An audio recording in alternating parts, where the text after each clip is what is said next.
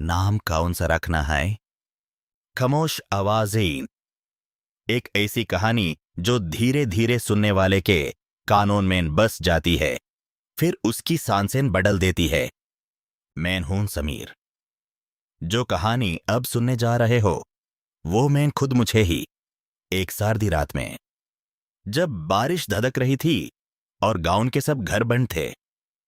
यह कहानी है एक पुरानी हवेली की, एक वादा तोड़ने वाली दोस्ती का, और एक आवाज की जो चुप ही रहने को काबूल नहीं करती।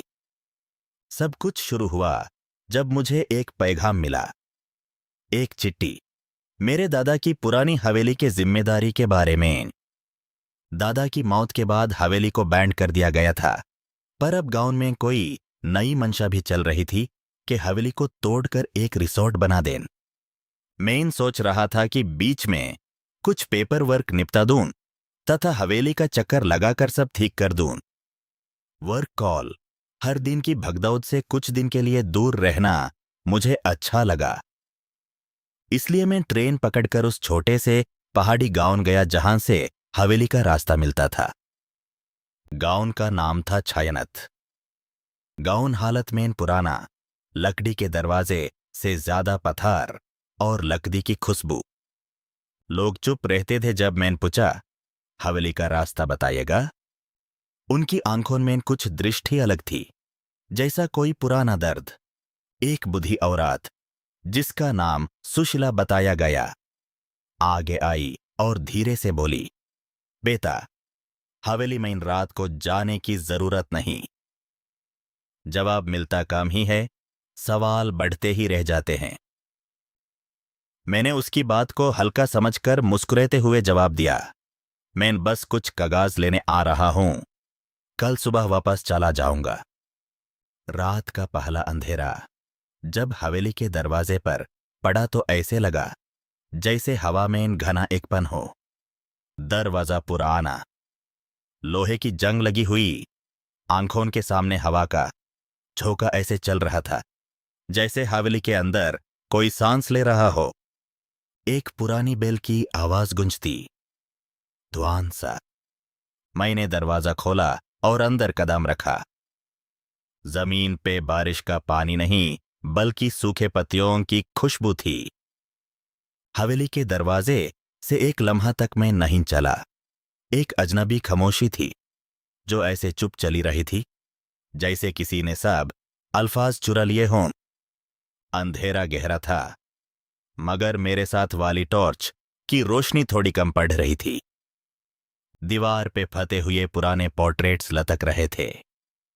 हर पोर्ट्रेट में एक अकेला चेहरा, आंखों में रोशनी कम, पर नजर इतनी तीक्ष्ण थी कि वो मुझे देख रही थी। मैं आगे बढ़ा, हर कदम से कुछ पुराना आवाज मिलता, किसी पुरानी घड़ी की टिक टिक टिक, किसी ड्राफ्ट की फरसाहत, और कहीं दूर कहीं से एक हल्की सी सरगोशियान। मैंने हवेली का मुखिया कमरा खोला।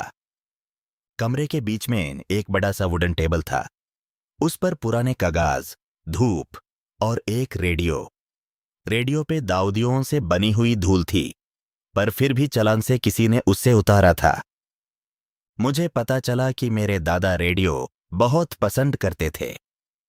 हर शाम रेडियो से पुराने गीत और खरी बातें सुनते थे। मैंने रेडियो चालू किया। ऐसी उम्मीद थी कि कोई सरगर्म आवाज मिल जाएगी, पर रेडियो से जो आवाज निकली वो बिल्कुल अलग थी। पहले तो कुछ बस का हम, फिर धीरे धीरे किसी की सांस, और अंत में एक आवाज बिल्कुल करीब से, जैसे कोई जीनत बंद रहा हो। मैंने नॉब घुमाया, फ्रीक्वेंसी बदली, मगर हर फ्रीक्वेंसी पे वही आवाज, वही सांस। वक्त थोड़ा रुक सा गया। मैंने लैपटॉप खोला और दादा के कुछ पेपर्स निकाले। पेपरों की छाप पुरानी थी, डीड ऑफ प्रॉपर्टी और एक ब्लैक डायरी। डायरी का कवर फटा हुआ था, पर अंदर की लकीरें मेरी आंखों से गुजर जाती थी। मैंने डायरी खोली और पहली एंट्री पर नजर पड़ी।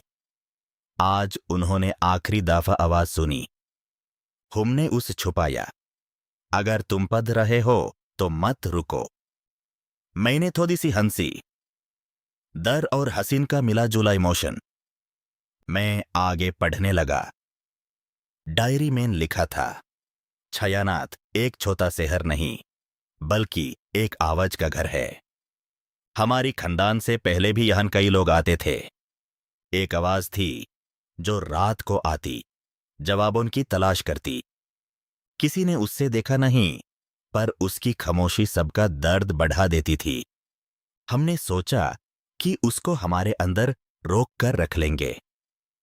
आवाज को कीमत चढ़ानी थी, पर इसका एक नियम था, रात को जब आवाज आए यूज कहीं बांट कर देना जिससे वो नष्टा हो जाए। मैंने हथेली पे पसीना महसूस किया। डायरी के आखिरी हिस्सों में कुछ इंक ब्लॉचेस थे, जैसे किसी ने रूद कर रख दिया हो। आखिरी एंट्री एक दिन पहले की थी। आज रात हुश हश का फैसला हुआ। हमने आवाज को जमीन के नीचे पूरी थीथी में बंध दिया। अगर कुछ गलत हुआ तो तमाम किस्सा हमारी फकर के साथ समेत लो। उसके नीचे एक छोटा सा नक्शा बना हुआ था।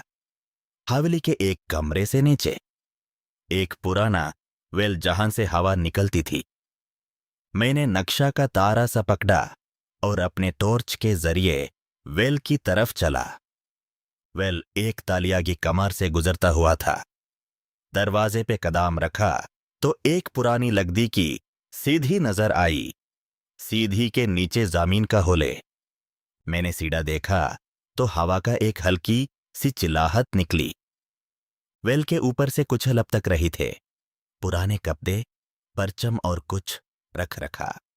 मैंने सोचा, क्या इन्हें वहां छुपा कर रखा गया था? मैंने हेलमेट का फ्लैशलाइट जलाकर वेल के अंदर झांकना चाहा। तभी बाहरी दरवाजे पे कोई आवाज हुई, ऐसे जैसे किसी ने हवेली के दरवाजे को जोर से ठोक दिया हो। मेरे दिल की धड़कन तेज हुई। मैंने देखा कि दरवाजे से एक परछाई आ रही थी, किसी आदमी की, पर कुछ अजीब सी लंबी और बिखरी हुई। मैंने आवाज की तरफ देखा, पर किसी का चेहरा नहीं दिख रहा था। आंखें अंधेरों में छिपी हुई थी।